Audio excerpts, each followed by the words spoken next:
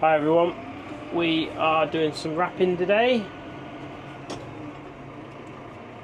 I've got about 30 bales left to wrap.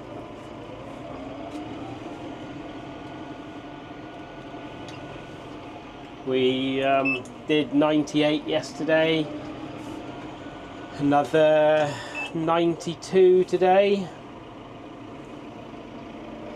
So we're getting up in numbers a little bit now. We got just short of 700 bales now. So we got our own baler back on again now for the last 2 days, and it's baled alright, but it has got a new problem now. It's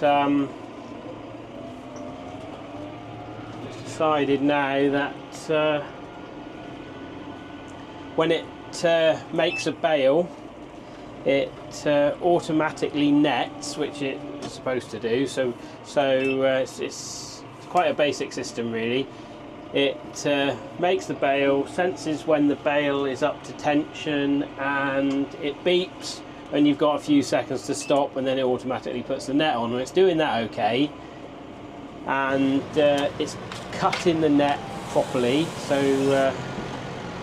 it puts the correct amount of net on, and the net knife comes in, cuts the net clean, so it's cutting it all clean and leaving a nice cut edge, and then you open the tailgate, and baler beeps again to say it's made another bale while the tailgate's opening, and it decides then it'll start putting some more net on, but the bale has already left the chamber by this time, and it leaves a piece of net dangling inside the bale chamber. So I spoke to a couple of people today about it, and neither of them have seen that problem before. So one man said it could be the power, not getting enough power to the control box. He said it could be the control box, and it also could be like a printed circuit board inside the baler. But the other man thought it might be the sensor on the door for the bale density, or it could be the actual latches. There's something wrong with the latches on the door. So I've got to take it apart and have a look at that, and I think possibly it could be something to do with the latches on the door, or the sensor on the latches, because some of the bales aren't as good as perhaps they ought to be for tension. Mostly alright, but some are just potentially a bit soft, but so I don't know. So you can bale with it in manual, which is fine. You're going along and it'll sense when the bale is full, and then it beeps and you stop, and you've just got to press the button to put the net on manually. So I've been doing that today and yesterday, and then it counts the correct amount of bales and works fine. It's just annoying having to press the button to net every time, so that's what I'm having to do at the moment, but hopefully we'll get to the bottom of it, and we can get it sorted out.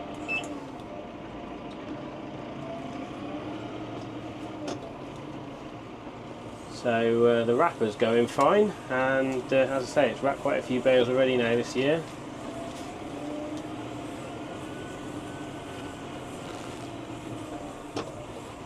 Did tighten the drive chain on the wrapper this year. That's the first time I've tightened the drive chain on it since we've had it, and we had it new, I don't know what year now, maybe 2009 or 10.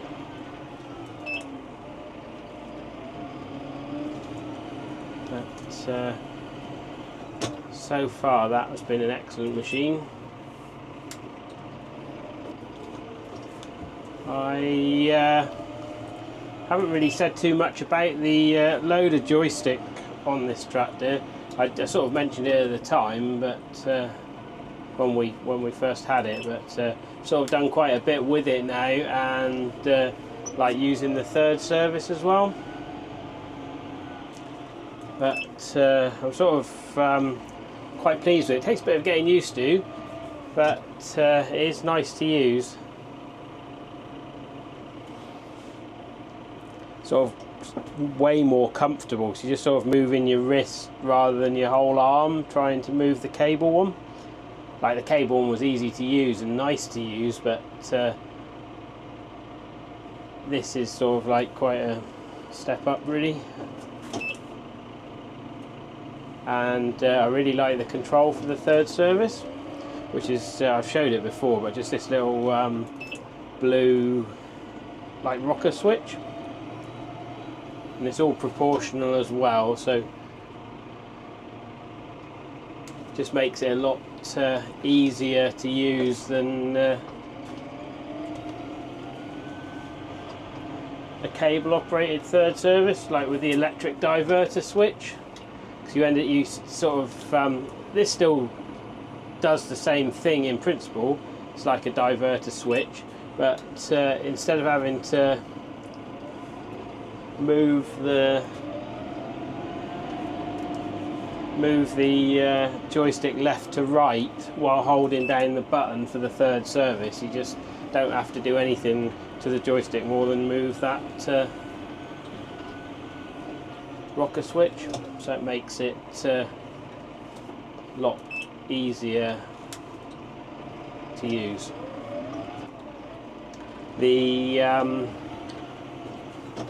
other functions pretty much all the same as on the old tractor that had a cable operated joystick, like you can change gear and forward and reverse as well.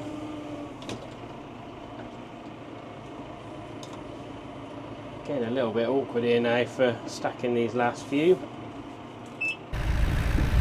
Yeah, Dad went up and got the last trailer load with the 165. There's 13 left out there in the field, so he went up and got that last load with that tractor while I started wrapping.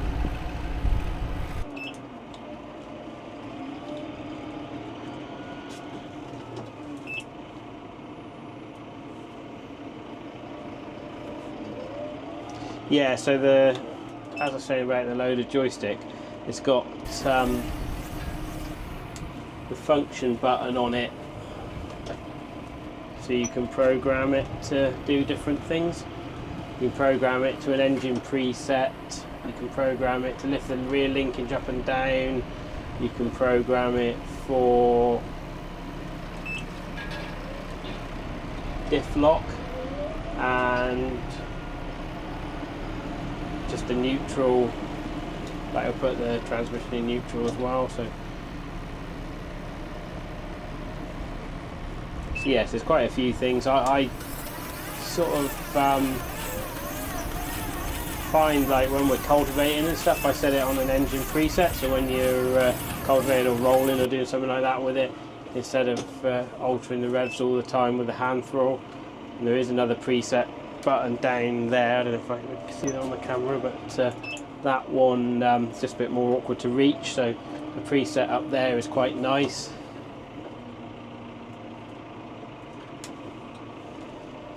But most time I've just got it on set for 4-wheel drive.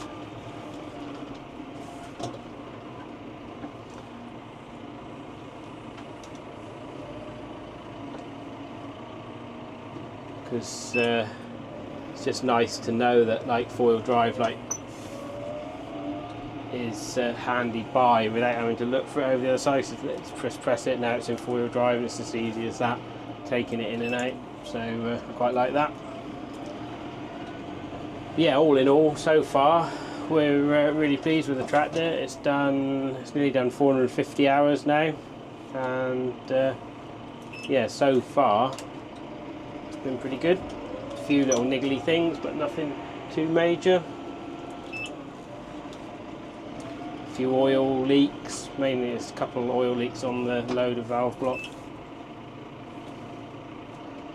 We have got quite a big issue with the loader that's ongoing at the moment, but that's Quickie sorting that out 'cause it's a Quickie loader, so I'll sort of do a video on that at some point when it's all been sorted out. Put you there on the windscreen, you can see what's going on.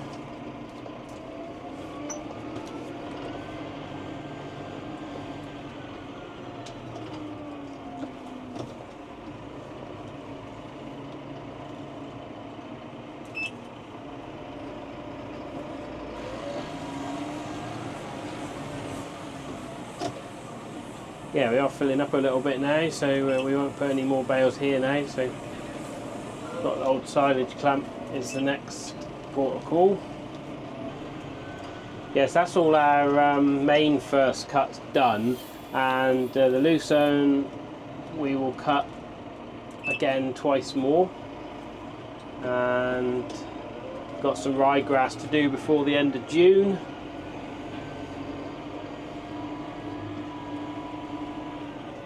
So yeah, and some hay to do, so I don't know when the hay will come, but hopefully it won't be too long before we get weather to do it. We have got enough there to cut now, so hopefully we can make some nice round bale hay and some nice haylage for horses, and also some nice small bale hay. We made a little bit of small bale hay last year, which was alright. It wasn't the best quality, but it was okay. But we made beautiful haylage early on, and we didn't think we had enough crop to cut for hay, so we ended up leaving it, and we were waiting for the baler doctor to come as well, and by the time we got all that sorted out and we had a decent crop, it was like constantly raining. So hopefully we'll do better this year. Right, I think I'll end that video there.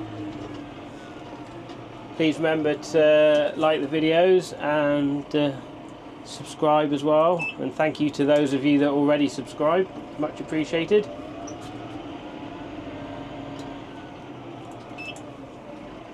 Yeah, so thanks for watching, and I'll be back with another video soon.